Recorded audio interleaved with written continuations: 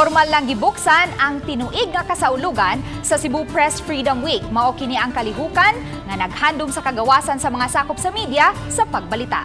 Ang report ni Nico Sereno.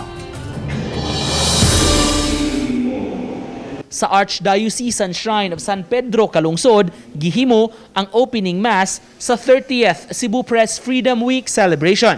Nagpreside sa misa si Father Jonathan Rubin sa Cebu Archdiocesan Commission on Social Communications. Con-celebrant sa misa ang presidente sa kapisanan ng mga broadcasters ng Pilipinas, Cebu, na si Father Bobby Ebisa. Sagol on-site o virtual ang misa. Sayang wali gipakadak-an ni Rubin ang kagawasan sa media ug ang taha sa pagpangita sa kamatuoran.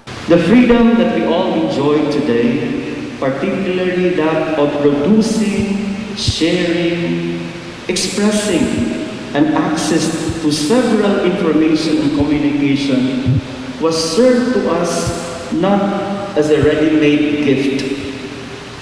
Recalling the things in the past, many of our brethren suffered and fought for it. Gawa sa Pearl Anniversary sa kasaulugan, ika-50 katuig sab karon sukad na deklara ang martial law nga nagpikot sa tingog sa media kaniadto. We should always be vigilant so that these will not be repeated. So everyone has to remember what happened then so that we don't repeat the mistakes of the past.